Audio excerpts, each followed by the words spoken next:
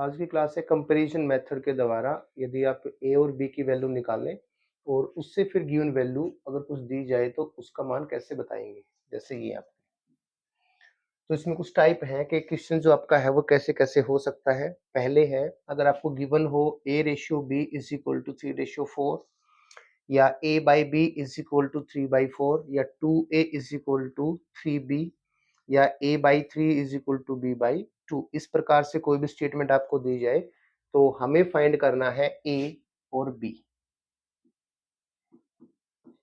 तो या तो आप इसको सिंपल फॉर्म में पहले बदल लें या अगर इसको आप डायरेक्ट लेना चाहें तो पहले की वैल्यू पहली होती है, दूसरे की वैल्यू दूसरी होती है।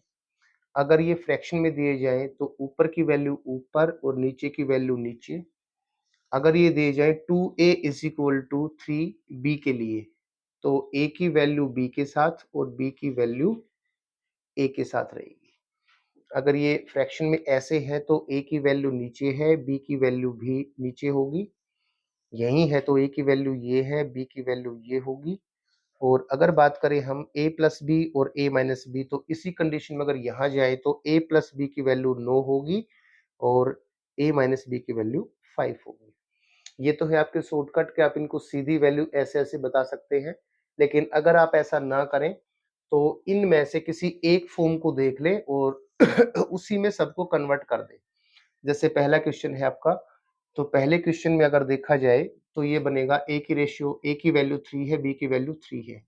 तो इसको भी हम इसी फॉर्म में कन्वर्ट कर लेते हैं तो ये आ जाएगा A ratio B is equal to होता है 3:4।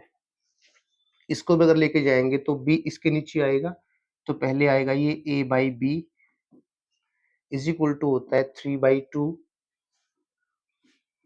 तो ये कन्वर्ट हो जाएगा a ratio b is equal to 3:2 के अंदर।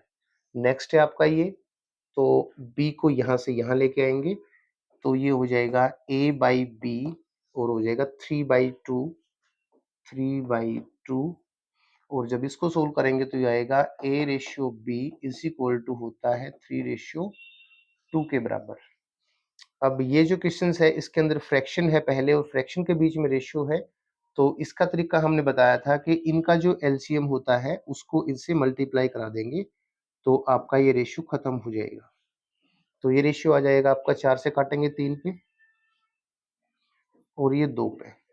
तो यहाँ से आएगा 9:10 और 9:10 को जब इससे कंपैरिजन करेंगे तो a की वैल्यू आपकी 9 हो जाएगी और b की वैल्यू आपकी हो जाएगी 10। अब बात करते हैं लास्ट वाले क्वेश्चंस की। तो a plus B divide by A minus B is equal to है 9/5। अगर इसको हम इस फॉर्म में लेके चले तो a प्लस बी बराबर होगा 9 के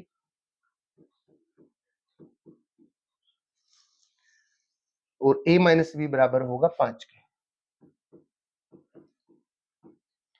और यहाँ आप एक शॉर्टकट यूज कर सकते हैं, जब भी किसी दो नंबर्स का सम दिया जाए और उनका डिफरेंस दिया जाए और आपको वैल्यू पूछी जाए तो ऐड बाई 2 और डिफरेंस बाई 2 का यूज करेंगे।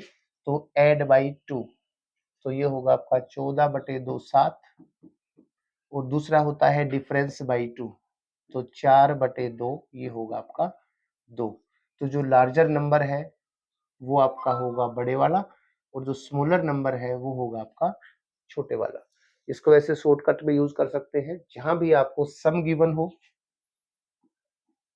और डिफरेंस तो आप कहीं भी यूज कर सकते हैं। नंबर्स का जो सम है करके डिवाइड बाई 2 और डिफरेंस करके डिवाइड बाई 2। तो जो सम करके डिवाइड बाई 2 करोगे वो आपकी लार्जेस्ट वैल्यू आएगी और डिफरेंस बाई 2 करोगे तो आपकी स्मॉलर वैल्यू आएगी। या आप इसको सिंपल रूप से भी सोल्व कर सकते हैं। इक्वेशन सोल्व करोगे तो ये आएगा 2a 14 के a इज इक्वल टू 7 है। a की वैल्यू जब हम यहाँ पुट करेंगे a plus B is equal to 9 तो 7 plus b is equal to 9 और b is equal to 9 minus 7 is equal to 2। तो इस कंडीशन से आप इन सभी क्वेश्चंस में a और b की वैल्यू निकालेंगे। अब बात आती है कि क्वेश्चन होगा कैसे। मान लीजिए आपको पहले ये क्वेश्चन दिया गया और फिर आपसे ये पूछा गया। तो क्वेश्चन आपका ऐसे बनेगा कि a by b is equal to है 3/4, so the find the value of a square minus में b। तो इसकी वैल्यू निकालने के लिए आपको पहले a की और b की वैल्यू चाहिए। तो a की वैल्यू आपकी 3 है, तो ये होगा 3 का स्क्वायर माइनस में b की वैल्यू 4, तो 9 माइनस 4 इज इक्वल टू 5। तो ये यहाँ पे कुछ भी दे सकता है, जैसे लिखे हुए हैं a मल्टीप्लाई b। अगर इसकी वैल्यू पूछता तो आपकी वैल्यू आती 12। ऐसे ही इनकी वैल्यू जैसे पूछी जाए, तो जैसा भी क्वेश्चन दिया जाए उसमें से पहले इन रूल से हम a और b की वैल्यू डिफाइन करेंगे, और उसकी वैल्यू फाइंड करने के बाद में जो भी उसने फाइंड करने के लिए कहा है उसके अंदर उस वैल्यू को पुट करेंगे और आपका आंसर आ जाएगा।